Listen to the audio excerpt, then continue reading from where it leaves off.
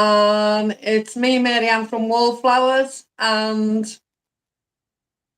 it's me, Karen from Prime of Midlife. How are you all? Karen from Prime of Midlife.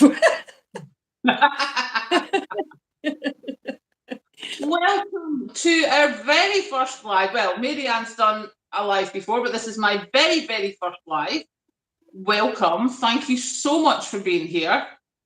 We have beaten the technical difficulties. We have mastered so much stuff. Or should I say, Mr. Wallflowers has mastered so much stuff. Thank you, Bri. It's okay.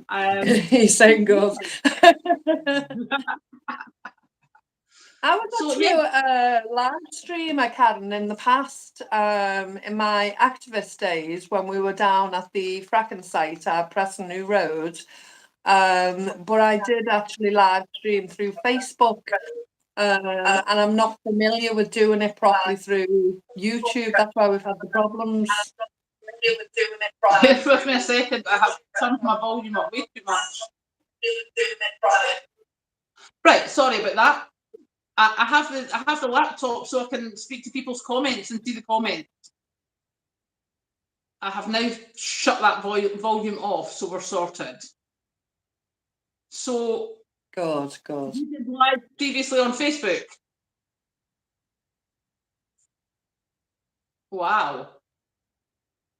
Live streams, yeah. I was what they called a live streamer on the site, and I did live stream.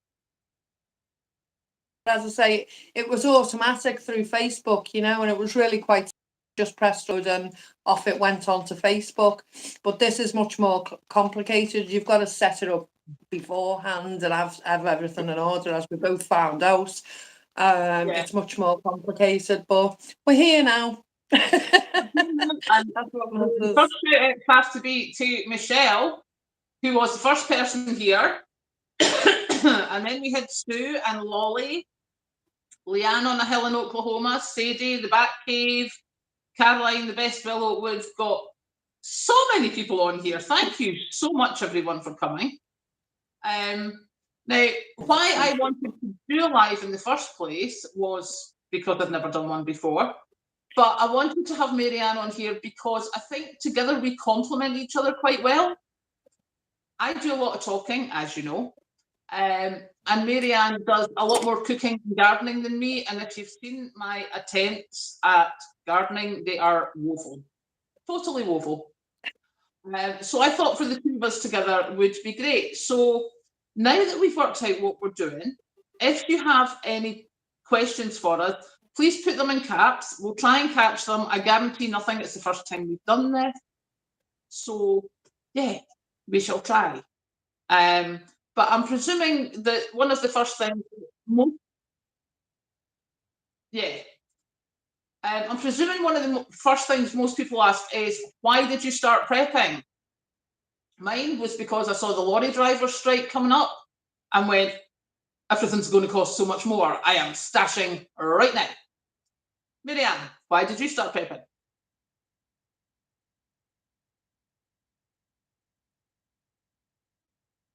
Marianne? Oh my goodness, are you there? Are we back? You're back. Hey. Yeah. So I see one of the comments is Best Willow, and she's asking where I'm based. So Mr. Wallflowers and I are based in a small town called Skelmersdale in Lancashire.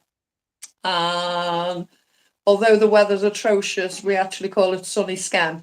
So that's where we're at, yeah. Which I can tell you now is approximately a 4-hour drive from me, because last night when we couldn't get the tech to work, I had threatened to knock on Marianne's doors. And just we were expecting you. So yes, that's about 4 hours away from me. So it works out quite well. But again, why did you start prepping, Mrs. Woman?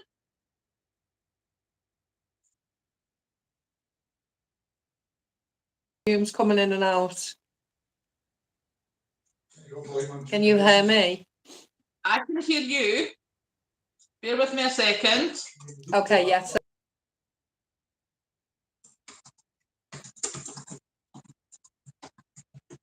Okay, so Marianne, I have just sent you the question on the messages.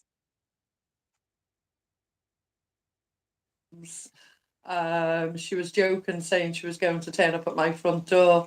This evening, I was half expecting Karen to be knocking at my front door. We seem to be coming in and out, and there seems to still be technical problems, but we'll just have to go with the flow. We're not letting anything bring us down, are we? No, I think we've done very well to get this far so far. So yeah, and I have to say kudos on doing the dehydrating the eggs, because I think a lot of people have that question because there was all this thing from the wartime when it was like, oh my God, dried eggs were horrible, they were awful. And the fact that you have done it and showed that actually it's perfectly all right, I think it's going to make a huge difference to people, especially with the way eggs are going.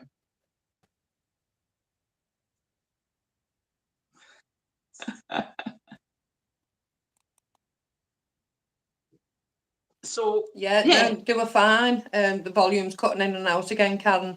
They were fine. It's taken 12 hours for 6 eggs in a tray at a time.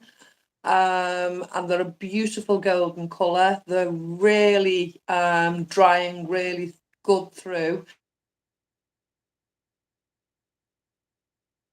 that's good. Now, Leanne on a hill in Oklahoma has asked, what food product has most increased in price in your area? Once it's done, the taste of them.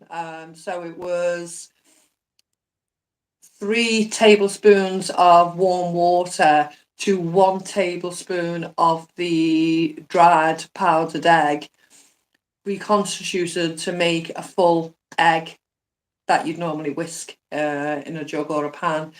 So yeah, and the taste is wonderful. So I'm looking forward to baking with them. As we speak, I've got the dehydrator on now, and I'm gradually working through the 45 spare eggs I purchased the other day. Get them dehydrated and ready. So yeah, I've got myself a big jar at the side, and I'm slowly but surely filling it up, and I'm loving it. So I think I've got 6 out of the 45 eggs to go. Yes, haven't I?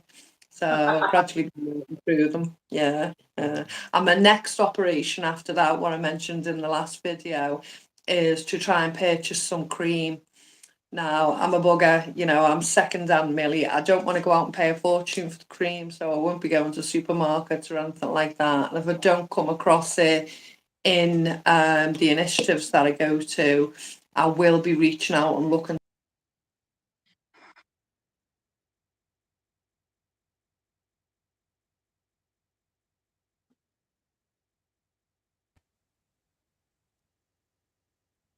We're back.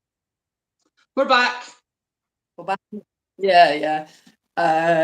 So working through. There's a gentleman who commented on one of my posts saying he'd done eggs previously, and unfortunately they weren't successful. Now this is what we have to deal with really, because we've all had mishaps in the past, whether it be canning, whether it be dehydrating, whether it just be cooking a meal and it hasn't tasted right when we've done it, So I always do an experiment before I crack on and do the whole operation that I plan to do. So I'll always do it on a much smaller scale to start with, before I build up and invest too much of my ingredients, because obviously at this stage we can't afford to waste money, we can't afford to waste food. If you're going to experiment for the very first time, I'd always recommend you do it on a really small scale. Okay, I'm just going to do some shout outs here because we've got What's for Tea in Scotland, who I need to do their pasty recipe. Oh my goodness. There's Billy and Sue and Sheila, the best Willow, Kitty Cat, who agrees with the dehydrated eggs need to be perfect. When you're saying about the mistakes, my jam, which I now have 25 jars of jam, at least 12 of them took me 2 to 3 attempts because they were just a runny mess. So I had to keep trying and reboil it and do whatever. But now I have 25 jars of jam. I am so pleased with myself. So yeah, everything, as you say, everything needs to be tried just in case. And we will fail. Oh, Susie, you're up at my end. Hello to Susie from Dundee. She's just up the road. Braz just pointed out on the comments, a lady called Nellie on the Hill is present as well. I'd like to say. She's asked what food products have gone up in your area. Oh, Leon on a Hill. What food products have gone up in price in my area? We don't really know, do we? We don't really know because we don't shop in supermarkets. Sorry? What ones have you noticed have gone up the most?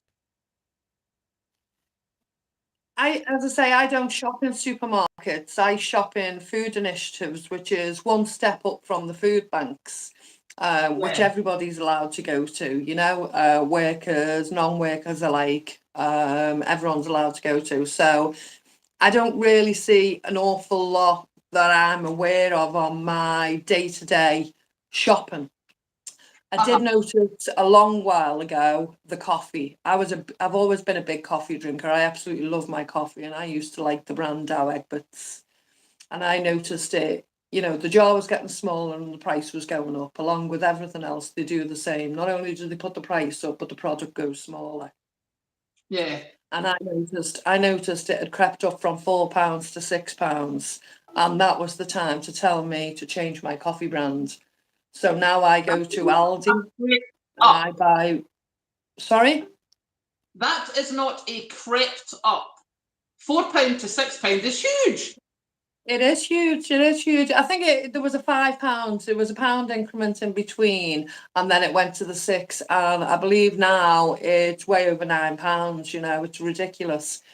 But I drink a dry roasted now just from Aldi, and I get double the amount for £2.65. So I buy them 4 at a time and I stock up, you know. And it's a beautiful flavour. I'm really happy with it. When guests come, they always compliment me on the coffee. So I'm quite happy with the cheaper brand, you know. Yeah. Well, what have you noticed?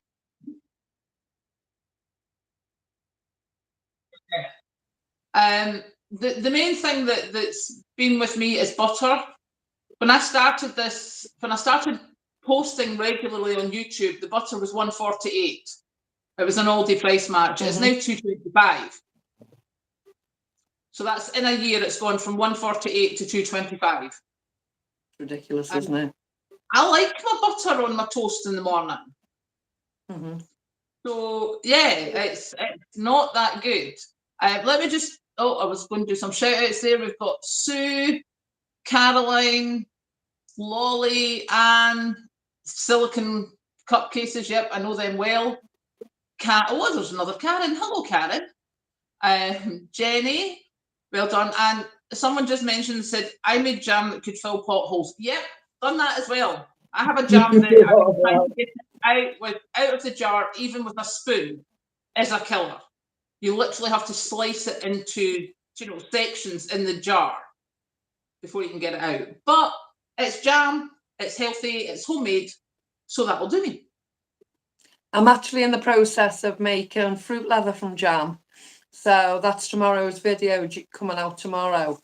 So I don't know if you're familiar with fruit leather. I did try, but I obviously did not put enough sugar in it because I took one mouthful and I was like, no. And I've never done it since. I made a fruit pulp, and I don't think I put enough sugar in, and I gave it to the boys. Now I can't remember if I made rhubarb and apricot. It was just the fruits that were available at the time, and they didn't really like it. And it was very, it was too brittle. It was more dry than what it should have been. And I've been really successful with the one I've made now. So it was homemade jam, raspberry jam that I'd made at the beginning of the season. A smallest jar, and I just filled one layer, spread it out as evenly as I could. But the difficulty is with my one, with my dehydrator, I don't know what your one's like, but mine's a round one with a hole in the middle. Now, when you see the cooks making it, or you see them on the American channels making it, they've all got these fancy square dehydrators, so there's no hole in it, so they can make nice petite patterns straight, you know. Mine's round, so one end's quite wide and one end's quite small, and I'm trying to roll it up to make it look pretty, you know. Yeah, I'm way past making things pretty. I just saw a comment there from Mike Duffy, Tiger Loaf. Now, what was it? I think I've just lost it. 90 pence up to 145 for a loaf. It's gone from 90 pence to 145. Do you know, that's a hefty thing. And part of, obviously, as I say, I do more talking than you do, because I come in from work and I'm just like, I'm not cooking a meal, it's not happening. And I have changed what I've done from when I started the videos. I now batch cook more, and my microwave is my friend. I love my microwave because I can literally pull stuff out. I have to say I much prefer taking stuff out the night before. I don't have a microwave. Oh my goodness, hang on. Kitty Cat, butter in Ireland, it's gone up from $2.19 to $3.59. We do buy butter in the supermarket, but we go to farm food where it's £3.20 for 2 blocks. But that's hefty. How much is that? I'm not getting that comment. You what? How much was that? I'm not getting that comment. 2 something went up to £3.50. It's just literally gone off the screen. For 1 block of butter? Yeah. I go to Farm Foods and I get 2, because I have to buy butter from the supermarket, and I get 2 blocks of butter for £3.50. £3.20. Oh, £3.20. I get that one from Farm Foods for £3.20. 2 of them. That's the one around the corner. Sorry, I have a Patrick over there ready to say yay at the end, and I'm just going. So I think we'll be doing the thing now. I've got a question here, Marianne. Do you have a product that has to be a named brand? A named brand. I would say it used to be the coffee, and I've changed that. Yeah, I'd say the only one thing I stick to now. Mr. Wallflowers was quite particular about ketchup. He only liked Heinz at one point. For about 18 months now, I buy a 5 litre of ketchup and I refill the bottle. And I must admit, at first, I didn't tell him.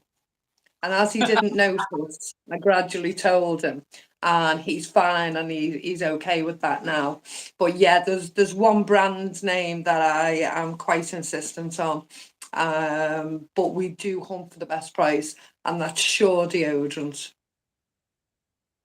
Oh, I'm so quite insistent on that. It's not a food, it's a deodorant, but I don't really like any others than the Sure. And it's an aerosol. In the prepper pile, I do have roll-ons, I do have different things. And when I was younger, my mum always bought me mum roll-on, and that was the one that was in the house. It went a long way and it was cheaper, you know, but my personal taste is Sure deodorant, Sure antiperspirant. There you go. I don't think I have a brand thing. I want butter, not spread. Oh no, Diet Coke. I can't do cola. I can't do supermarket cola. It's not the same. It doesn't work. I'm not having it. It has gone up in price so much just now. No. It is. I don't drink it very often, says her, you know, Diet Coke. Because I will cough as I'm speaking. But yeah, Diet Coke's my thing. And I think when I first started, it was $1.50 a bottle.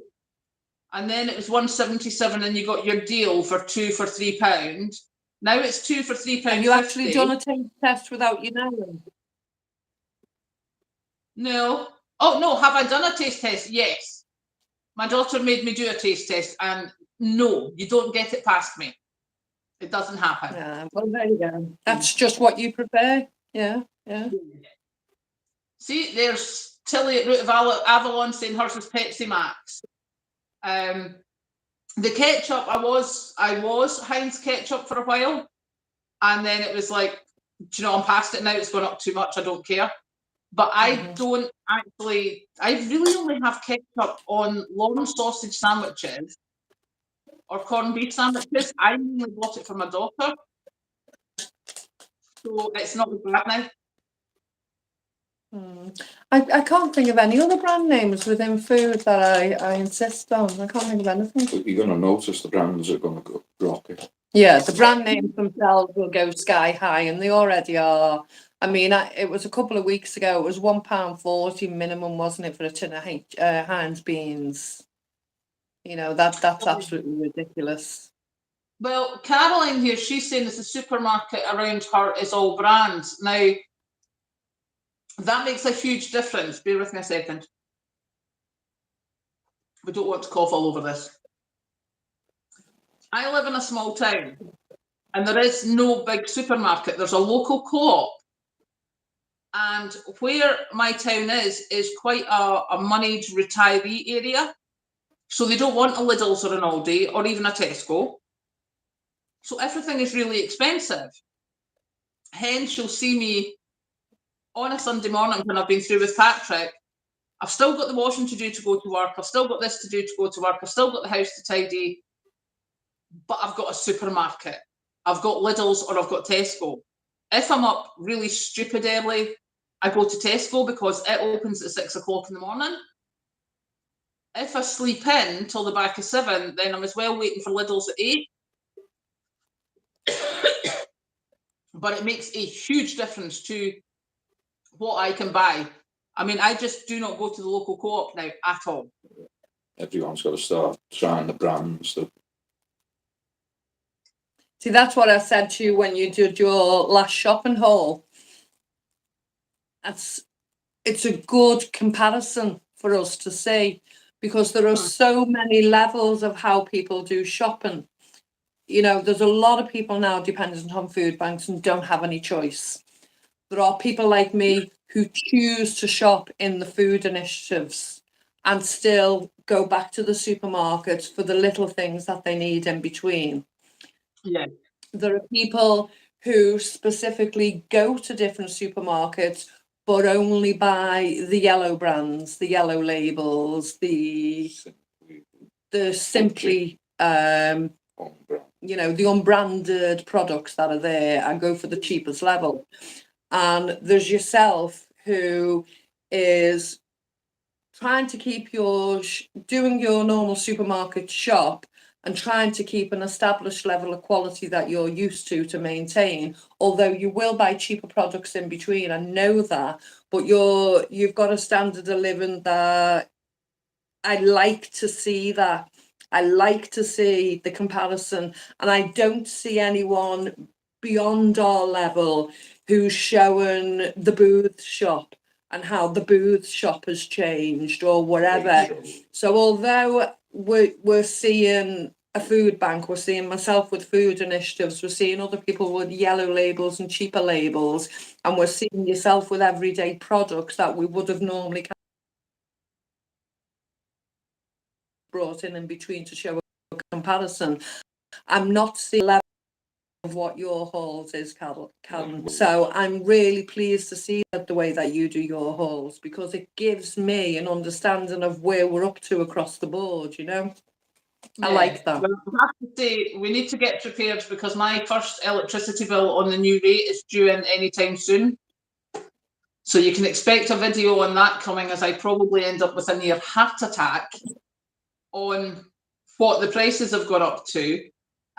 Yeah. Now, Georgina's just asked there, am I doing any crochet items? The only thing I'm crocheting just now is my crochet dishcloths, because they're quick and easy and I go through a lot of them. If you've been watching my channel, you'll have seen when Patrick and I were away in the caravan, I was doing wrist warmers with my knitting, and I had started the second wrist warmer. I still haven't finished it. I'd like to see them. They'd be great. I bet they're a big fashion thing at the minute, hand warmers. Oh, they will be, because it just makes such a difference. And it literally, watch mine, I think I'm size 10 needles, 54 stitches of rib stitch for 9 inches. And you just knit a rectangle and then you sew it together with a space for your thumb. It's dead easy. I just don't sit down and do it because normally at night I'm sitting on the computer. And knitting takes 2 hands. Crochet only really takes 1. So, yeah, the really big thing is that. Now, Marianne, Lolly is asking, have you got an allotment? I do, but it's in my back garden. So I used to have an allotment. I was telling Karen the other evening, a local one, I was actually the fundraiser for, and I was actually the one in charge of going and cap in hand and begging for money from different charities and funds to enable us to put wind dividers between the allotment and the farmers' land, etc. And at that time I used to sell fruit and veg, and it clashed with being on the allotment, and the fruit and veg from the allotment is only allowed to be for your family and not saleable. And with me having a fruit and veg industry business, it clashed. So I gave up the allotments and I carried on with the business. So I established an allotment in my back garden. I've always been, as I'll say it over and over again, I've always been a second hand Danny. I always like to recycle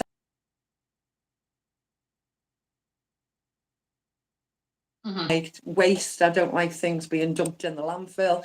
And I came up with the concept. I'm not the first to, other people have done it before me.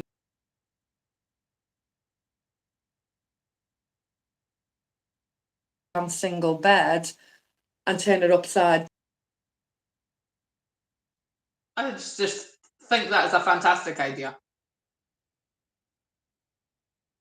Completely treated. I've been making my own compost for a number of years in the compost bin. I did have to buy some in, so I have 13 raised beds in my garden. It's a pretty big garden. I have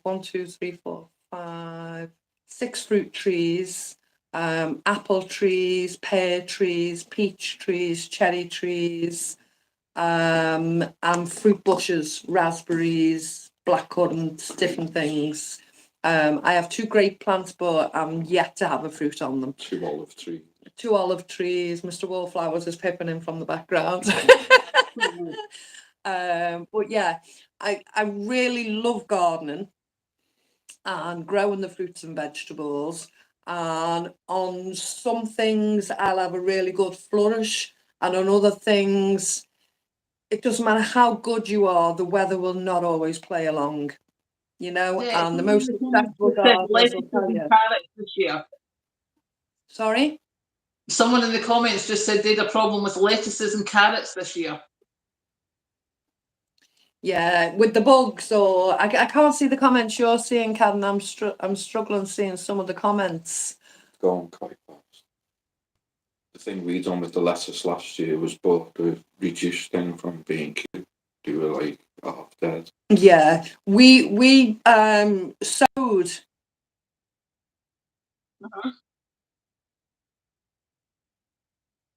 Green and red lettuce in a hanging basket, and I did a couple of those hanging around the garden, hoping it'd deter slugs. So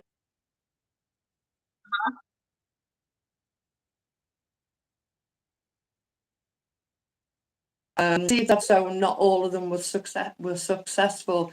So regularly in spring, I visit B&Q and I look out for the clearance section, and I look to buy as many vegetables as knockdown prices. So you normally get them for like £5 to £10.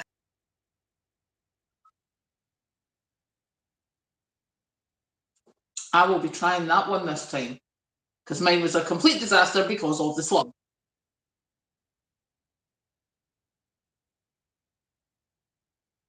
Oh, for goodness sake. Yes.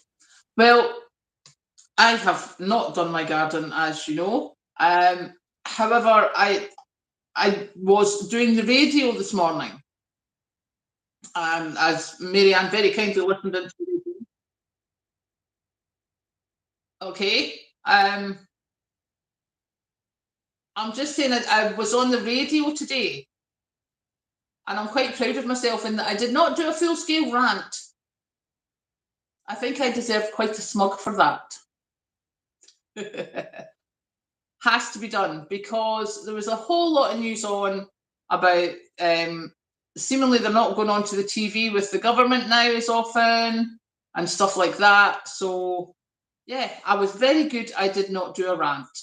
So I am having a smug for that one, I think. Can you even hear me at all? Some beautiful skin Oh, you're there. You're back.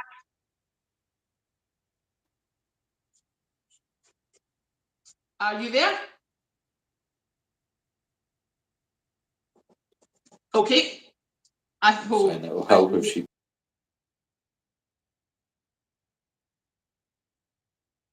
Oh, we do love your rant, okay. Someone's yes. saying if you put your bandwidth down from 180 to 170, it'll help with the volume, because your voice is cutting in and out. I can hear that you're talking, but I can't comprehend it. I can't make the words out. Can you do anything with the bandwidth? Patrick is going to investigate that. Okay, so someone's saying that I'm coming through loud and clear, so I will continue to talk for a wee minute. But yes, I know we all do love a rant. I have to say, I have been quite proud of myself that I have not done a huge rant recently. However, that may happen very soon with my electricity bill, so be warned, all bets are off if my electricity bill goes through the roof. It seems to be from the comments, Marianne, they can hear me. I don't know why they can't hear you. But okay, Patrick's going to have a look at the bandwidth on the router and stuff. It seems to have fixed itself now. I can hear you really well now. Okay. Saying you can hear Karen fine, but not. So yeah, basically what, just apart from anything else, I'm just going to say, so we've got, oh, Grandma Mary, thank you for telling me with the buffering. Linda, and I've got Kitty Cat there as well. Sam, Lolly, Mandy, Pepper Mummy UK. Oh my goodness, there's so many people up here. Thank you so much for joining us. That is so nice. We have shut everything here. The laptops are now shut, the TV's off and everything, so hopefully that will help. It may be me. Do you think it's me? I don't know, how many devices have you got on? Mr. Wallflowers is running around taking a look at everything now for me. Bless him. But yeah, is it me buffering? We have over 130 people watching. Thank you so much. And for the first live, I have to say, we're doing not bad. We're still having a bit of technical issues. We have Patrick working in the background on this side. We have Mr. Wallflowers working in the background on that side. So yeah, Sue, thank you. Thumbs up. We do like that. Yeah, Julie, we think Marianne's having a problem at her side. They're trying to work it out just now. Hopefully the live will still be coming through. Yeah, we seem to be cutting out a bit. But you see, just think, by the time we then do our second live, we will be fabulous at this. Well, we will. It's a learning curve. Everything, we've got to start somewhere, haven't we? Well, exactly. And, you know, I would say as part of the prepping community, I think we've all started somewhere, whether it's been getting an extra few cans or, in my case, buying up half the shop as I panicked when I first thought about it. I mean, I literally got every bit of spare money that I had that first week and bought everything, because I was just like, oh my God, what if this all goes up in price? Which it didn't immediately. It certainly did not go up in price immediately. However, everything has crept up. Totally. And this whole thing of, you know, I started prepping because of the lorry driver strike, because there was a shortage of lorry drivers, and I'm like, yep, it's going to cost me so much more. And then there was this whole thing of the fuel going up. Remember, the fuel went, woo, right up. And then they told us that it's coming down, and it did come down, but it didn't come down to where it was before. And that's a problem. Because it's like, right, okay, so it used to be 120 a litre for diesel. I'm now sitting at 180. It was £2. And the way the media's going, it's, I should be lucky I'm getting my diesel for 180. Like, excuse me? It was 120 2 months ago. What on earth? See, I need to stop or I'm going to go. It's absolutely crazy. It is. It's just bizarre. We just couldn't imagine these prices, could we? You know, I started prepping because, back to the activism side and the fighting the anti-fracking, I understood at that point no one was coming to save us. The government weren't interested. The government weren't going to do anything to help us. They tell us on one half, this isn't good for the environment, this isn't good for etc, etc. But because we think there's a prospect of some money here along the way, we're going to head and do it anyway.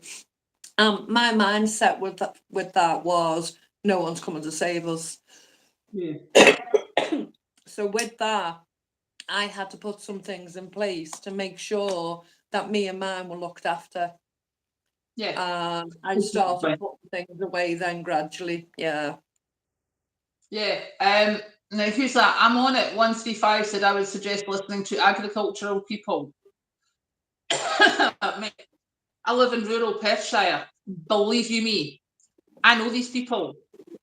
I know what they're having to pay now, where they can't get fertiliser and the feed has gone up 150%.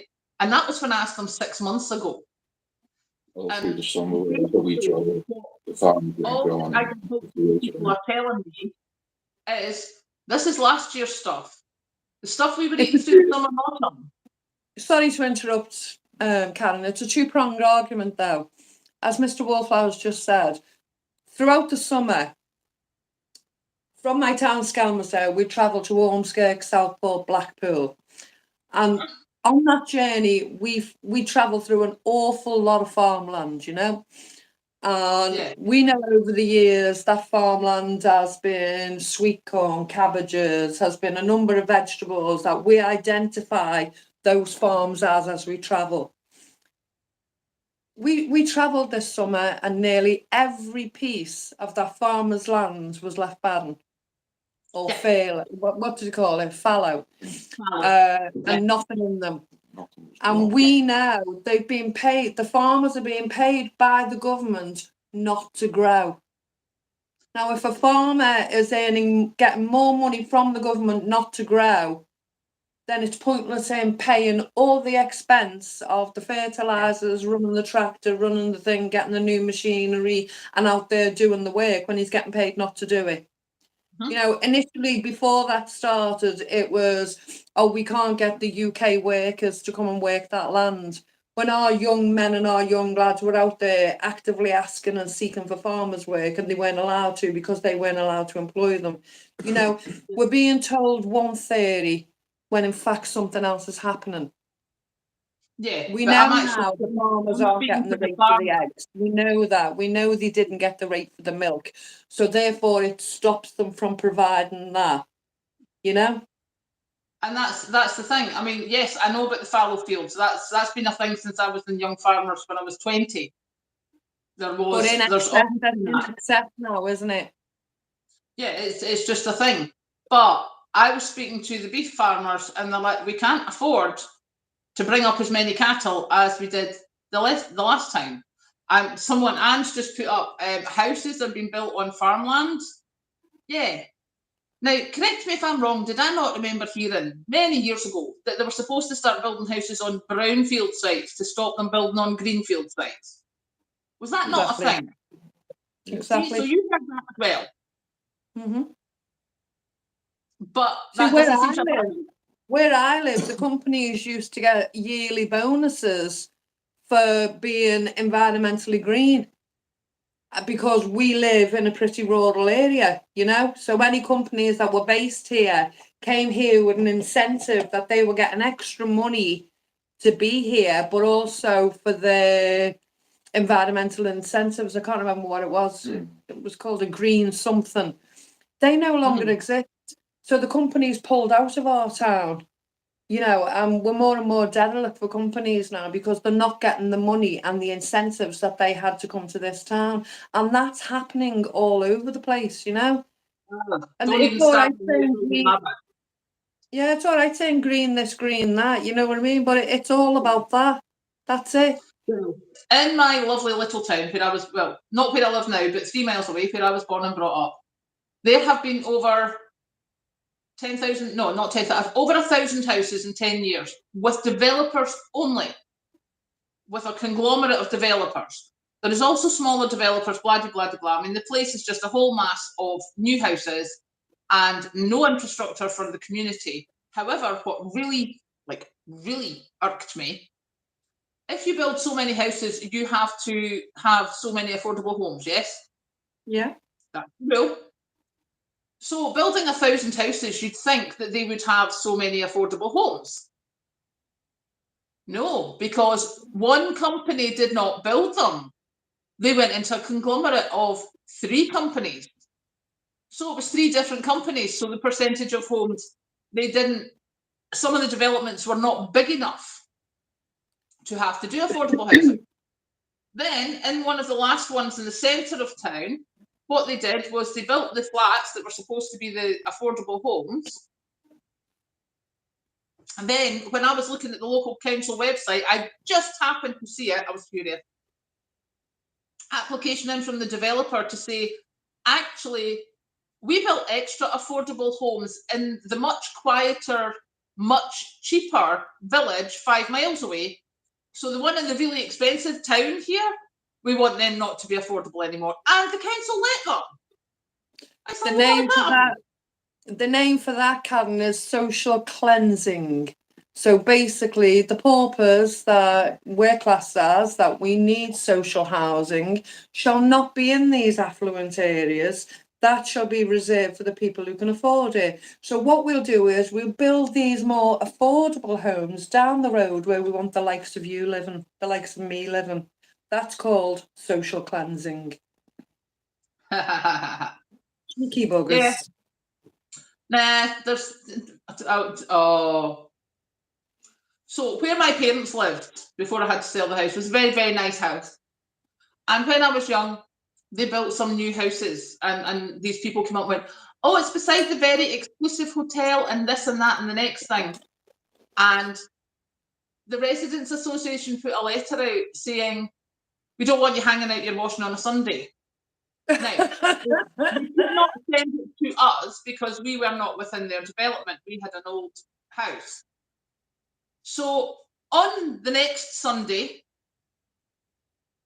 me, my little 18-year-old self, my father worked for a breakdown company, so he had clean shirts every day. I went to school and I did waitressing at night, and my mother worked in a hotel in reception. And imagine how many I had every one of them out in that washing line on the Sunday. I took my stereo out to the garden and I played AC/DC. Bring it on. I was so cool. So, but yes, that is basically what's happening. The developers are going where the money is, and as I said today, there's no social housing getting built. There's some affordable housing getting built, and then there's that young lad dies of the molting, and you're like, why is that acceptable? Why was that house ever acceptable to be rented out? Lamplight 88. What's the point of building when there's no infrastructure, no doctors, no dentists, no schools? Yeah. What's that person's name? Lamplight 88. Lamplight 88 is saying, what's the point in building the houses if the infrastructure isn't in place? Correct. The doctors, the dentists, the schools, for that extended amount of people within the town or the area. It's completely true. And not only does it affect the new influx of people coming in to live in those houses, it actually affects the people that are actually living in that town or village as it is, because none of us can get appointments. You can't It's get a absolutely, yeah, I can't get a dentist. I've been waiting 18 months to try and get a dentist, and I'm still not getting one. I'm on an emergency list, and I'm being told it's possibly 6 months before I can see someone. And that's if I'm took on the books at that point. Because I'm not in pain, it's not an emergency.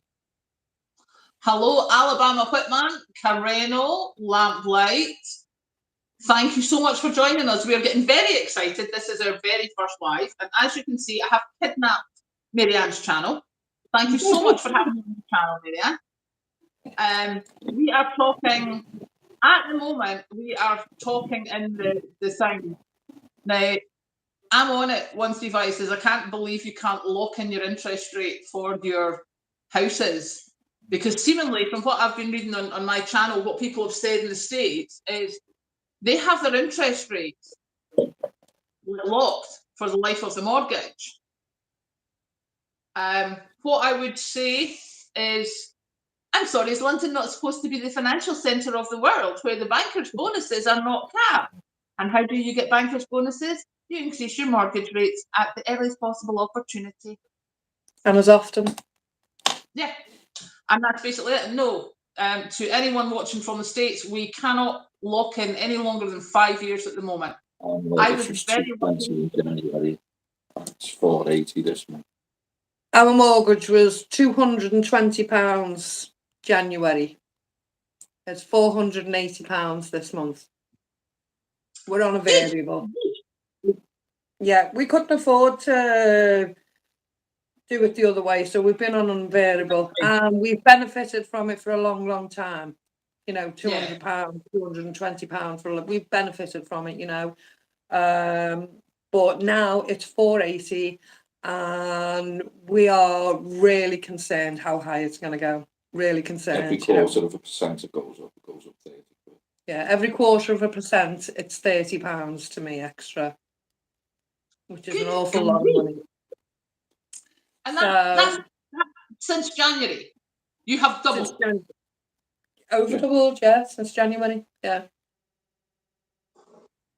Oh, thank the Lord. I've got 10 years left on this mortgage. Yeah, I think I'm about the same. Because what happened to me was I couldn't afford to do the repayment, so I did an interest only. Nelly on the land, hello. She's just joined us, so welcome. Hi, nice honey. To see you. Well, I'm sitting here slogging drinks because I'm so close to coughing. Do you know, I've wobbled my coffee cup a couple of times yet, but Mr. Wallflowers isn't taking the hints.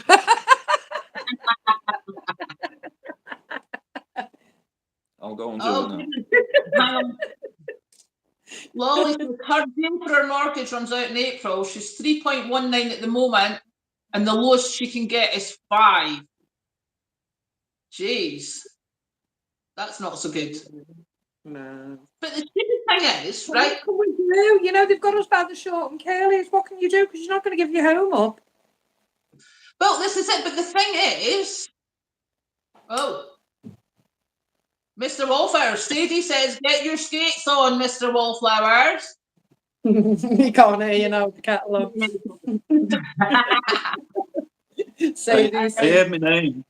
Get your skates on. And for anyone who doesn't realise that, it's a lovely bride who did so much with her technically, commonly known as Mr. Wallflowers. Yeah. He's been so helpful. He said, what I want to know is all these people who, like you, have got double mortgagey things, yes? So say in another 6 months you can't afford this mortgage, and they go, right, we're going to evict you. Where are you going to go? Because, dear Lord, the councils don't have anywhere. We'd be out in the streets, you know. We couldn't afford to take rented housing because a lot of the landlords are going to lose their extra housing anyway, because they'll have them on rolling mortgages, one paying for the other, paying for the other. So a lot of those properties will be took back by the banks, or they'll have to try and sell them off or do whatever, I don't know. So there'll be less rented properties available. And the ones that are available, it'll rocket, because just for a normal... to rent on the low bracket of housing, private housing here, you're talking £600 to £700 a month, and that was before all this started. So that, you know, that was way more than my mortgage was to begin with. So can you imagine what prices they're going to be if, in fact, I had to leave my home in 6 months? I couldn't afford private housing. I wouldn't get social housing. I wouldn't get a council house because you have to be on the list for so long, and we've got no children, etc. So it's a point system, and then you'd have to get up at silly o'clock in the morning to log on the computer to actually place an interest on it. You know, you're dictated to get up at 8 o'clock in the morning. Don't get me wrong, I don't have a problem with getting up early, but if I want a doctor's appointment, I've got to start phoning them at 8 o'clock in the morning. Why can't they have a booking system at 5 o'clock the evening before? Why are they dictating to me? I have to get up. A sick person. Why does a sick person have to get out of the bed before 8 o'clock in the morning to phone a doctor to tell the doctor that they're sick and they need an appointment? Why can't you phone and book an appointment the evening before? Why can't you get on the housing system in the evening? Why have you got to jump on and make all these appointments 8 o'clock in the morning? Because they're dictating to us a time scale. I say I don't have a problem with getting up early. I can get up early 5, 6 o'clock every day if I choose. But to be dictated to and told you can only phone and make these appointments at 8 o'clock in the morning, I think it's pathetic. I think it's absolutely pathetic. Totally. We have to do that as well. If you want to speak to someone that day. Now, I mean, I had one when we had to put mum into hospital, and the doctor had been to see her on the day before, and I phoned the doctor saying I need to speak to him because I need to know whether I, what I need to do. Oh, well, the next appointment I can give you is next, what was it, about 10 days later, to speak to him on the phone. It's ridiculous. And I was like, excuse me, she could be in hospital by that time. I think you best get him to phone me today. Go and phone Kat, please. Phone Kathleen. Sorry. Your volume's just gone low. Obviously completely forgotten I'm doing a live. And my phone's just going on 20. That's better. Yeah, tell her to, if I don't answer her, there's a reason. But make sure she's okay. Government to go and buy your house. Sorry about that. You okay? It just dipped your volume. Just dipped. Yeah, my volume's just gone right down as well. I don't know what's happened. Yeah, no, it's fine now. All right, hopefully mine will come back up then. So if you see me peering at the phone, it's me trying to listen. I do that. We are ladies of a certain age, love. Oh, don't. What is that, 9 weeks for a phone call with my GP after they called me to discuss some blood results? Mandy, that's awful. It's disgusting. Absolutely disgusting. We have an appointment and then we're told, take this letter to your doctors, or we'll email them, or we'll send them a letter. So you have an appointment at the hospital and your GP is not informed till a fortnight later till this letter turns up through the post. Why can't they send an email straight away? Why can't they phone them and inform them? Well, you'd have thought so, wouldn't you? Well, you know, right, I'm going to try something because I've virtually completely lost volume. So I'm just going to zap it down and then zap it back up. And see if that helps. Okay, hopefully that'll help. I claim benefits, Karen, because I'm disabled and unable to work, and I'm entitled to benefits. Although my husband works full time, they finally decided I'm entitled to benefits. As part of my entitled to benefits, I have to log onto the internet to my benefit connection, Universal Credit, and I have to look at this thing called things to do. And if they give me something, a letter or something that's in there, I have to reply to it straight away to say I've looked at it daily. Yet a hospital dealing with cancer, dealing with spinal difficulties, dealing with all these issues, can take a fortnight posting a letter to your GP. But yet, in order for me to claim benefits, I've got to daily be on the internet to contact them. Where's the balance on that one? Where's the balance in that? The NHS, as far as I'm concerned, the NHS is a fabulous thing. It was designed as a safety net. And I think that it needs to go back to that. And I think there needs to be a lot less paperwork, and the doctors and nurses need to get left to look after people so that they do have time to zap those letters out, because they're not having to fill in forums about targets every 5 minutes.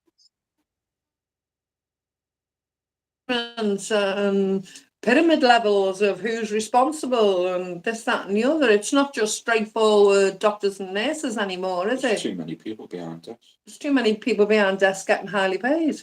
You know, it becomes a Well, profitable just business, after they isn't it? said that they were cutting the staff, it says they were looking for, what was it, 15 diversity managers. I'd rather they have 15 matrons, thank you very much. Because there's Root of Avalon saying it took them so long for them to come back when their husband had cancer, and you're like, do you know why? It's awful. But someone's sitting filling in paperwork about why they failed all these targets. Stop putting I'm targets. sorry to hear about your husband's cancer, Root of Avalon. I'm sorry to hear about that. You know, there's so many people that we're all in contact with at the moment, and more people having different types of cancer, different types of unknown things happening, nerves degeneration and things like this, you know, neurological, and there's so much going on. Sorry to hear about your husband, and I hope he's comfortable, and I hope he's able to. Yeah, until you keep a record. I know someone said whatever, but I would say this actually to everyone for everything. A phone call or an email can get lost. I generally email everything because the email doesn't get lost as easily as a phone call record. But if push comes to shove, put it recorded delivery and then email them and go, can you please confirm? Because the post office says you received that on that day. Please confirm this. Mm-hmm. And I have done that, and I have to say, the amount of times that has saved me, and saved me a big deal, especially with mum and dad recently, and Kat was very ill when she was a baby. So everything I do that's really, really important, you know, I'll do a phone call, and if I don't get an answer, I'm like, really? And I'll do another phone call. Then it hits the emails. And 3 or 4 emails, it's like, no, now we'll go recorded delivery.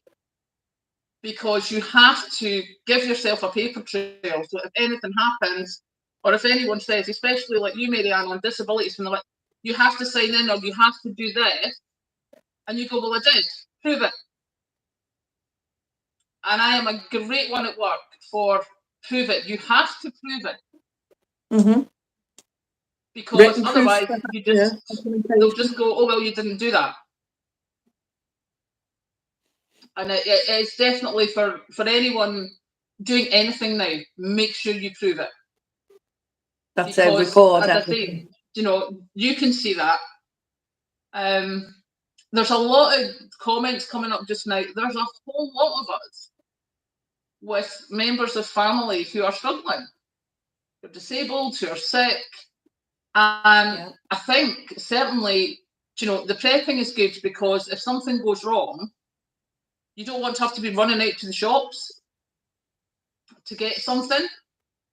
But also, you know, keep your paperwork in order. I'm dreadful at it. I'm absolutely dreadful, unless I get cross. And then I am like a terrier. And I have it filed, I have it doubled up. I will email it to Patrick so it's on a different computer just in case. I will take photocopies at work and I will leave them at work. Yeah. Just in proper case. filing system. Yeah. Keep everything in order. You know, keep everything recorded. And if you do have to contact people, email's the best because it is total traceability. Yeah. Totally. Marianne, you have a question there. Oh. Go on. I think it's Jenny. I can't see this far because of my specs. What, Mrs. Wallflower, what do you think of digital money that's now being implemented across the world? Oh, I wonder why someone asked me that question. You give me some time. My main concern is not just digital money, it's the digital, it's human. Smart. It's the smart and digital humans, basically. So digital money is here already, and it's being instilled more and more. I want to keep cash alive. I am a big advocate for keeping cash alive. If I can pay by cash, I'm paying by cash. If someone wants me to pay by credit Give me a card, second, Marianne. Leanne, thank you so much for being here. I'm sorry you have to go, but we'll see you soon. Bye. take care, Leanne. Join us on the next Carry on, one. digital currency. Yeah, it's been in the offing for a long time, and I'm trying to keep cash alive. I won't use a self-serve in a shop because you can only use your credit card on it and you're not using cash on it. I'd rather stand in a till and have that person-to-person contact and use cash. Anywhere I go, I use cash. Don't get me wrong, we have a credit card, and there are times on the debit card, there are times on the internet, etc., that I've used it. You know, I'm not going to be a hypocrite. I'm not saying I've never used it, but I am a keep cash alive advocate. I I'm not vaccinated, although anyone else who is, it's their personal choice.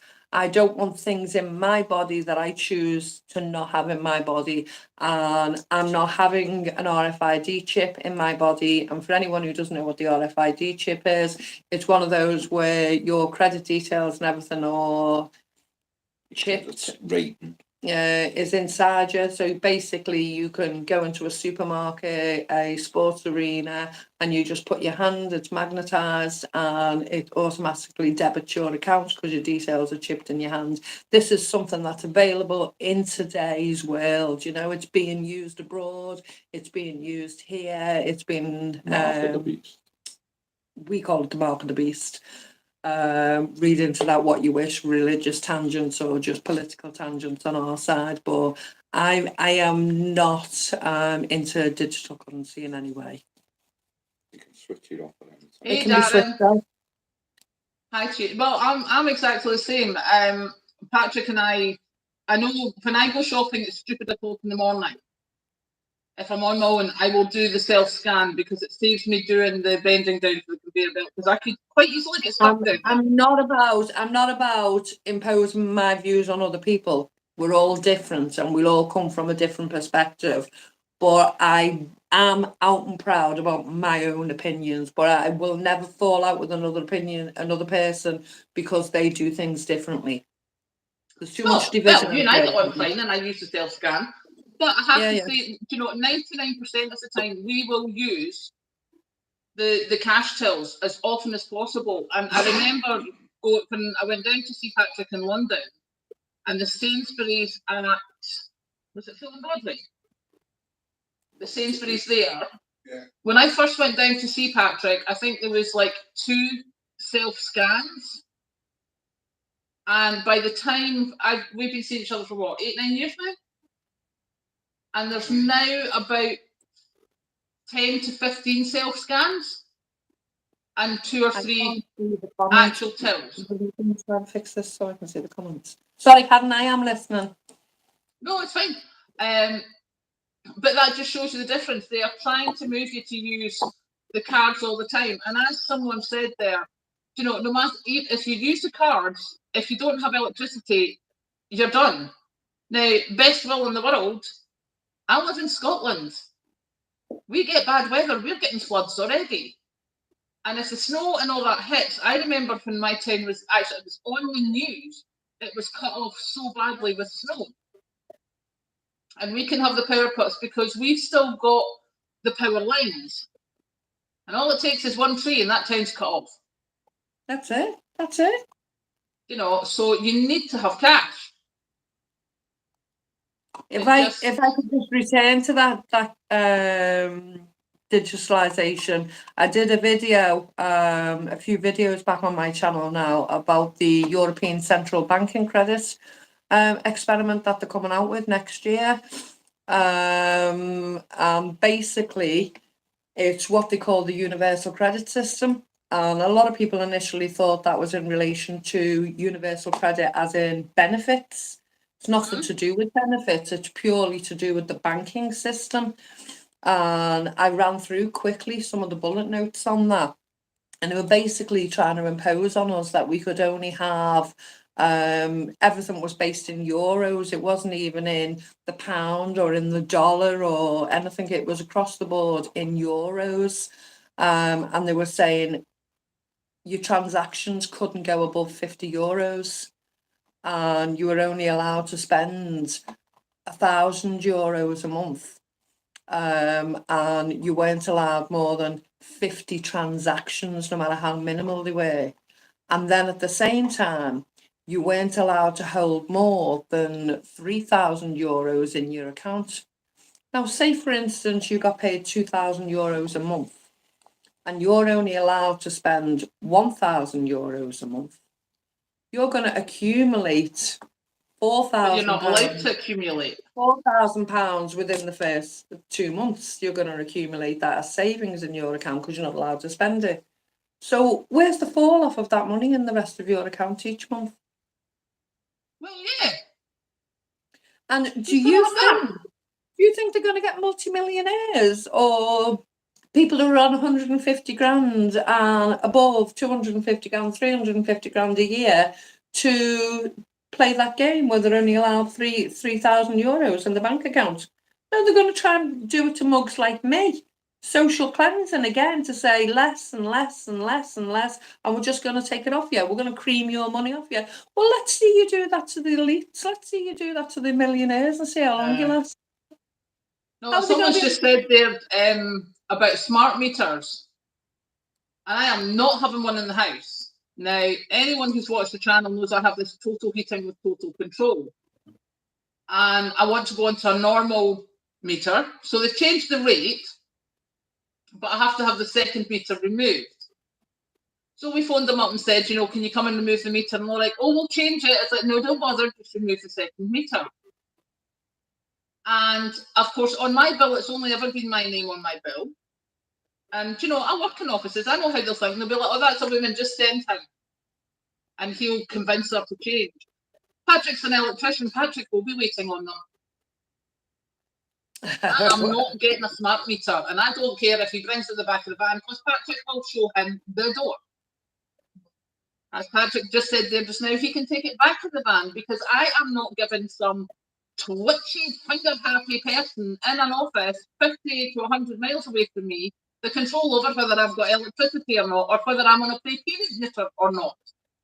Well, they seem to be wanting to put it all over social media to say they don't need you to give you access to your house to change the meters over from a prepayment to a smart meter. Not with a smart meter. Well, there's no such thing. Unless you've got a warrant, you're not coming into my house. When are you going to turn up? But if you have a smart meter, the smart meters are designed that they can become a prepayment meter at the flip of a switch from the central office. So why are they putting all across the social media that they can automatically gain access to your property and come in without your permission? It's not that they can gain access to your property, it's that they can gain access to your meter to change it. Remotely. But they're not saying that in the media, are they? No, they're not. But that was the whole thing, is that your normal meters, they had to have a warrant to come in and physically change the meter. With a smart meter, they just flick a switch now, so they don't need a warrant to come into your property. But they wouldn't be issuing. Everyone's thinking, but everyone's thinking, oh well, they don't need a warrant to come into your property now. No, because they don't need to come into your property now if you have a smart meter. They did need to come into your property before, but they don't now. But it's all about being able to switch you off.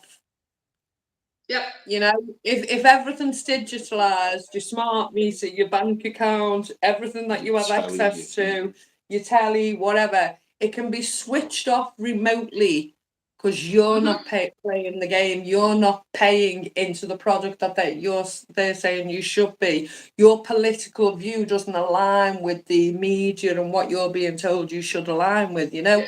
And you know, it sounds like madness, Karen, and a lot of people can say, oh, you're a conspiracy theorist, but it's all possible. It's not outside the remit. you can be switched off. You know, these things are being trialed in China. You know, people have spent the money wrong as far as the government was concerned or the finance companies were concerned. So therefore they couldn't buy travel tickets to travel abroad. Therefore they didn't get the income.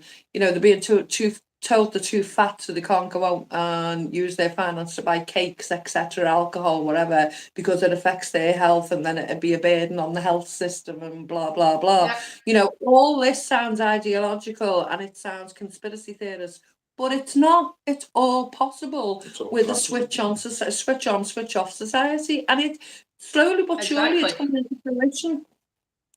Well, the thing is, I think you and I both discussed this before, and apart from the sort of the prepping bits, it's why we're dehydrating. Because if we have everything in the freezers, we could lose it in a power cut. Completely. And most of us, if we've been preppers, we've been keeping that freezer well stocked. Mm-hmm. You know, as soon as we take something out, we're looking to restock it with something else because we wanted to keep it going and going and going.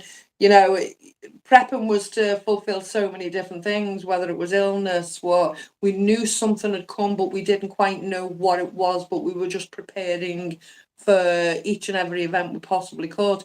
Now we know it's blackouts. It's a whole different ball game because what you were prepping for wasn't necessarily blackout. So emptying that freezer is a must now because we after the Polish bombing, we don't know how soon it's going to be dropped on us. No, Really and the thing don't. is that, you know, we've done the prepping as we said with the freezers and everything, and we've looked back the wartime recipes, the Victorian recipes, how to do things cheaply, how to make cheap meals. That was meals that were on a range that could cook for 2 hours. And then what happened? The price of electricity went up. Exactly. Yeah. So we can't afford to do the cheap meals that our grannies used to do. You know, and that's a huge thing. You know, we're now looking at the little small camping stoves, or like you've got the barbecue out the back, I've got the wood burner. Yeah. But if you're in a fully, you know, prior to me getting that wood burner, I am in a fully electric home. If I have a power cut, I'm done. Did you notice? Prior to me getting the wood burner. Did you notice they stopped selling the party barbecues? You know, the small portable barbecues you used to be able to buy for a couple of pounds, you know, and just have a quick barbecue in the back garden. They've stopped selling them now. We all need them. They've been completely Beth is removed. saying there that she has solar panels. Now, I have to say, I looked into solar panels. It was solar panels of the wood burner. And the guy came out and he was all nicey, and I was like, yeah, but what about that tree across the road? It might have a bit of a difference, but it might not. It's like, yeah, but I'm looking for percentages. And I'm like, no, I need, percentages. And so, oh, well, we'll give you a thing. And they sent me a quote that did not take any of that into consideration. And it was going to cost more than the wood burner, but it still left me all electric. All right, I had solar, but not enough to run the house because I had this huge tree. And they completely ignored that on the quote. So they got bounced, and I got a wood burner. Someone said, can you ask Karen if she comes from Pitlochry? No, I'm further south. I'm just south of Perth.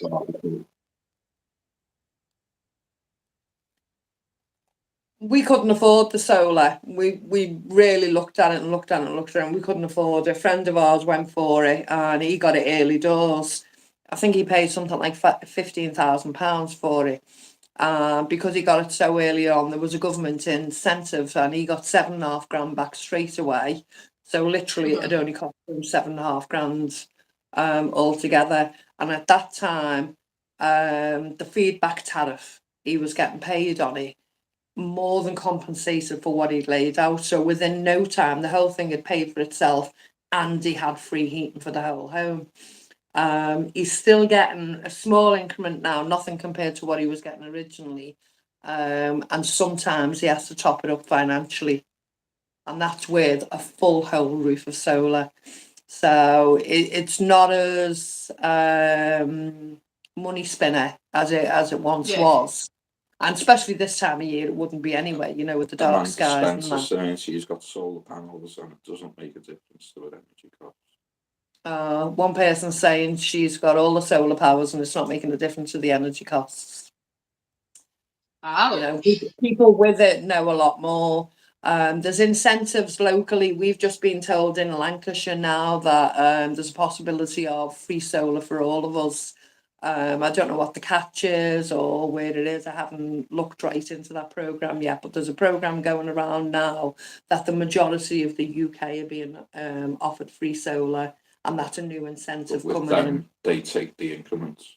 And they take the increments, then they'll take So the you feedback don't tariff. benefit. Yeah. So Yeah, it's all I must say, if the anyone's thinking of solar, I don't know an awful lot about it, but I'd be making sure that I get the batteries to store the energy so that it doesn't just get fired onto the grid. Because Yeah, I don't there's no know point how in that having all works, that but energy if you can't keep it for your own benefit. yeah. There must be some way you can filter it back into a storage. But if someone else was providing that free of cost, then of course you'd be dictated to how you use it and what you can do.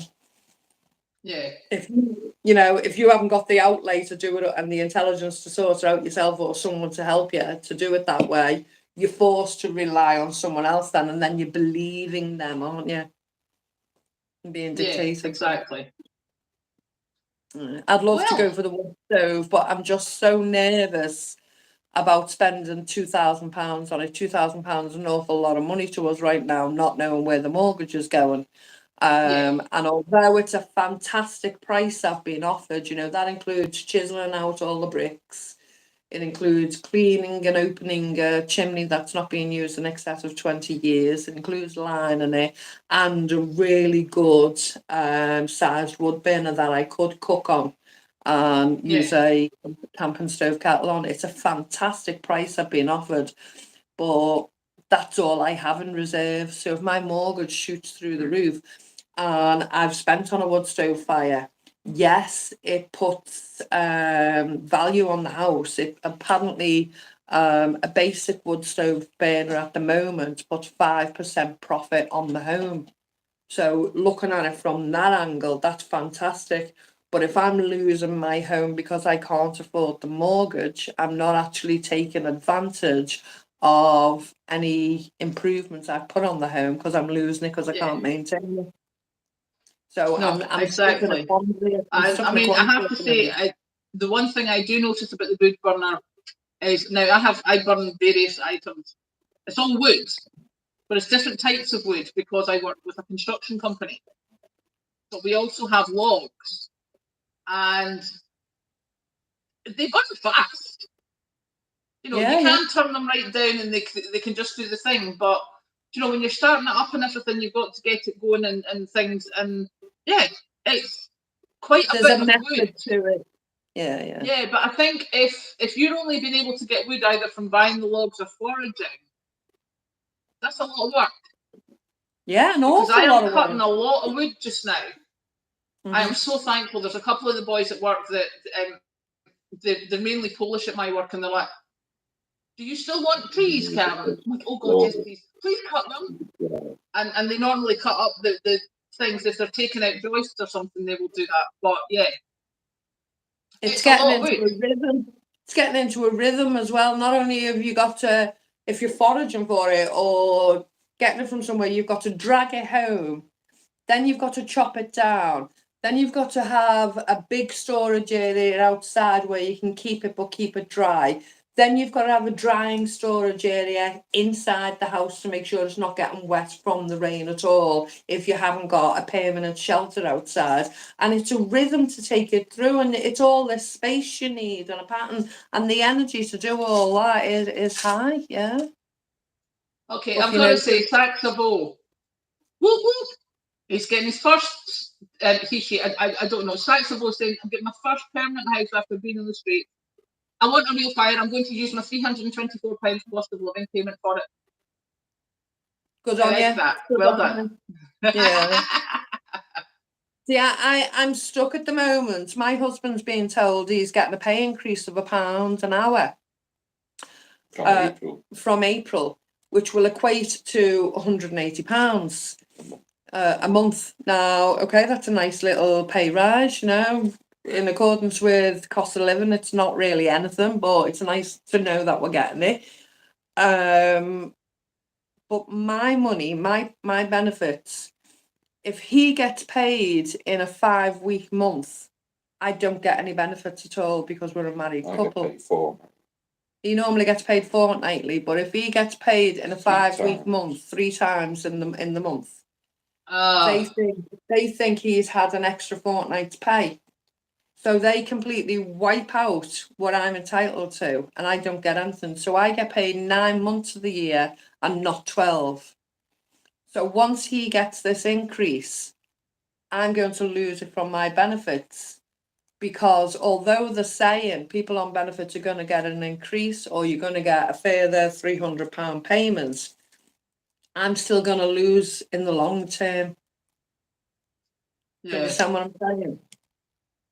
Because it'll look Well, like I have to say, I think this evening, Marianne, we have covered a whole lot of stuff. I have think done we have, utterly but you know fantastic. what? I think we need to do this again, and I think we need to make it a regular thing, because Absolutely. there's so much more that we haven't covered, and there's so Also, many do you think they like-minded can shut us people. up? Never, never. Never at all. But I have to say, Got a my lot phone more is to down to say. like 10% charge. It's Oh, just right, flashed okay. up, and I can't plug in the charger because of the way the phone's sitting. It's sitting on space for the charger. What I'd like to do in the future, I'd like to make this a regular thing, or at least a few more anyway, and see how we go with it. But because we've got so many like-minded people that have joined us tonight, and we know through both of our channels that feel exactly the way we do, sorry. I'd like to open this up, and if other people would like to come on for a short period of time and let us know what they're doing and what their thoughts are and what's affecting them and how they're staying afloat with all this going on, I think we'd love that, wouldn't we? Oh, absolutely. And certainly the comments, they're saying, please do it again. So absolutely, we will sort it out. But what I want to do is, I need to go before my phone dies, because I don't want to just suddenly get cut off and be really rude, because that would be horrible. But thank you so much for joining us. Thank you, Marianne, for letting me steal your channel. Who knew that my great idea didn't actually work? Because my YouTube channel doesn't do it. Thank you for allowing me to steal your channel. We will put this back up later. Bri, thank you for doing all your techie stuff and keeping us going. So I am going to love you and leave you. I will shut this off, and there's probably going to be a goodbye from Patrick as well. Yay! Yay! Brilliant. Thanks. See you soon, Patrick. Thank you. Bye. I don't know how to do this though, so bear with me, guys. I'm going to ask Mr. Wallflowers to help me, because I don't want to press stop, because I don't want to lose it. I'd like to upload it to the channel. Thank you.